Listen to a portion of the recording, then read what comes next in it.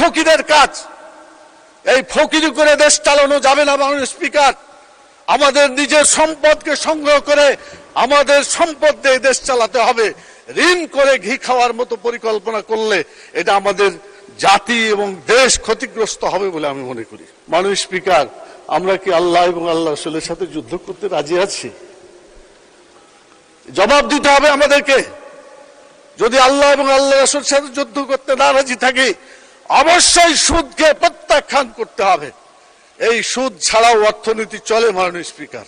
হাদিসে আছে, সুদের কোন টাকাতে, হারাম টাকাতে শরীরের যে অংশটুকু বর্ধিত হবে এটা জাহান্নামের খোরাকে পরিণত হবে। আমি বলতে চাই ঋণের ব্যাপারে অনেক আলোচনা হয়েছে, আমি খুব সংক্ষেপে বলতে চাচ্ছি। ঋণ করা সুযোগ আছে, তবে ঋণী অবস্থায় মরে যাওয়াটা আল্লাহ পছন্দ করেন নাই। ঋণ পরিশোধ করে মরতে হবে। কেউ যদি ঋণ রেখে মারা যায়, কোনো ভালো আমলের পুরস্কার আল্লাহ তাআলা দেবেন না, সহিহ হাদিসে বর্ণিত আছে। সেই জন্য ব্যক্তিগত ঋণ অথবা সমষ্টিগত ঋণ অথবা জাতীয় ঋণ, কোন ঋণকে ছোট করে দেখা ঠিক হবে না মাননীয় স্পিকার।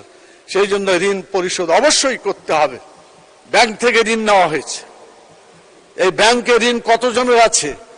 লক্ষ লক্ষ মানুষের টাকা ব্যাংকে সঞ্চিত আছে, সেই টাকাগুলো আমরা নিয়ে খরচ করছি। এটা যদি খরচ করে মরে যায়, তাদের কাছে এটা ফেরত না দেওয়া হয়, সব মানুষ আমাদের প্রতি হুকুকুল ইবাদ হিসাবে আমরা দায়ী থেকে যাব তাদের কাছে। সেই জন্য ঋণ করা যাবে, কিন্তু ঋণ রেখে মারা যাওয়া যাবে না। আল্লাহ রাসূল সাল্লাল্লাহু আলাইহি ওয়াসাল্লাম বলেছেন জানাজার সময় যে তার ঋণ আছে কিনা, যদি দেখা যায় যে তার ঋণ আছে, তখন বলতো যে তোমার ভাইয়ের জানাজা তোমরাই পড়ো, আমি এর জানাজা পড়ছি না। অতএব ঋণের ব্যাপারে খুবই সাবধান হওয়া উচিত মাননীয় স্পিকার। এরপর আমি যে কথা বলতে চাই সেটা হলো যে যারা ঋণ করে তারা স্বাধীনভাবে চলতে পারে না। হাদিস একটা আছে, উপরের হাত ভালো নিচের হাতের চাইতে, আলিয়াদুল উলিয়া খায়রুম মিনাল ইয়াদুস সুফলা।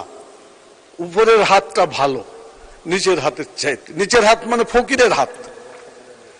ঋণ করা মানে ফকিরের কাজ। এই ফকিরি করে দেশ চালানো যাবে না মাননীয় স্পিকার। আমাদের নিজের সম্পদকে সংগ্রহ করে আমাদের সম্পদ দিয়ে দেশ চালাতে হবে। ঋণ করে ঘি খাওয়ার মতো পরিকল্পনা করলে এটা আমাদের জাতি এবং দেশ ক্ষতিগ্রস্ত হবে বলে আমি মনে করি। মাননীয় স্পিকার, এই ঋণের ব্যাপারে এই যে সুদ আছে, এই সুদের ব্যাপারে ইসলাম কি বলেছে আমি আপনাদের সামনে কয়েকটি কথা বলতে চাই। সুদের ব্যাপারে বলা হয়েছে, জেনে শুনে কেউ যদি 1টি টাকা সুদের এটা খায়, তাহলে সে যেন 36 বার জেনা করে, সহিহ হাদিস। এই সুদের মধ্যে 70টি স্তর আছে। সর্বনিম্ন স্তর হচ্ছে মায়ের সাথে জেনা করা।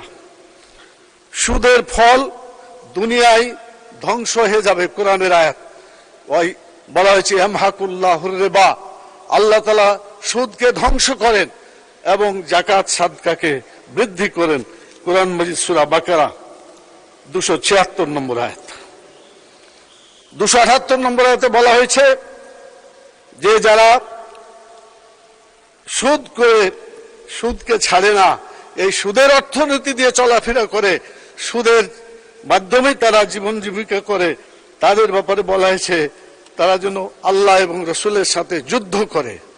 মাননীয় স্পিকার, আমরা কি আল্লাহ এবং আল্লাহ রাসূলের সাথে যুদ্ধ করতে রাজি আছি? জবাব দিতে হবে আমাদেরকে। যদি আল্লাহ এবং আল্লাহ রাসূলের সাথে যুদ্ধ করতে না রাজি থাকি, অবশ্যই সুদকে প্রত্যাখ্যান করতে হবে। এই সুদ ছাড়াও অর্থনীতি চলে মাননীয় স্পিকার। আমাদের মাননীয় প্রধানমন্ত্রী মালয়েশিয়ায় গিয়েছেন, সেখানে সুদকে বন্ধ করে জাকাত ভিত্তিক অর্থনীতি সেখানে চালু করার সুন্দর একটা প্রচেষ্টা অব্যাহত রয়েছে। পৃথিবীর বিভিন্ন দেশে এই জাকাত ভিত্তিক অর্থনীতি করার, সুদকে বন্ধ করার চেষ্টা করছে।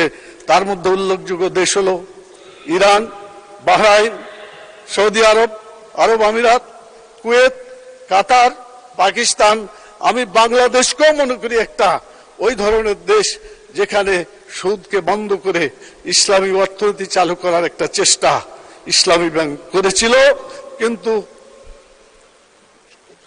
শকুনের দৃষ্টি ইসলামী ব্যাংকের উপর পড়ার কারণে আজকে এই ব্যাংক বিধ্বস্ত হতে চলেছে। আপনাদের মনে আছে মাননীয় স্পিকার, ইসলামী ব্যাংক যখন ঠিকমতো চলছিল, বড় বড় সুদী ব্যাংক বাংলাদেশে ছিল, তারা যখন দেখলো এই সুদী কারবার চলছে না, তখন প্রত্যেকটা ব্যাংক তারা ইসলামিক কাউন্টার খুলেছিল। এটা প্রমাণ করে বাংলাদেশে সুদ ছাড়াই অর্থনীতি চলতে পারে। মাননীয় স্পিকার, সময় চলে যাচ্ছে, অনেক কথা তো একটার উপরে তো অনেক কথা বলা যায় না, তারপরে অর্ধ একটা কথা বলি। মানে যদি সুদ চালু থাকে, জাতির উপরে আল্লাহর আযাব হালাল হয়ে যাবে। যে কোনো সময় আল্লাহ তাআলা মহামারী দুর্যোগ সেখানে নাজিল করতে পারেন। এরপরে শয়তান, সুদী যারা জীবন যাপন করে, শয়তান তাদেরকে স্পর্শ করে পাগল করে দেয়। তাদের বক্তব্য পাগলের মতো বলে, সুদ এবং ব্যবসা একই জিনিস তারা মনে করে। এটা কোরআনের আয়াতে আল্লাহ তাআলা বলে দিয়েছেন। এরপরে মাননীয় স্পিকার, হাদিসে আছে সুদের কোন টাকাতে, হারাম টাকাতে শরীরের যে অংশটুকু বর্ধিত হবে এটা জাহান্নামের খোরাকে পরিণত হবে। মাননীয় স্পিকার, জাহান্নামের জ্বালানি হচ্ছে মানুষ এবং পাথর। অতএব আমাদেরকে সুদ থেকে দূরে থাকতে হবে।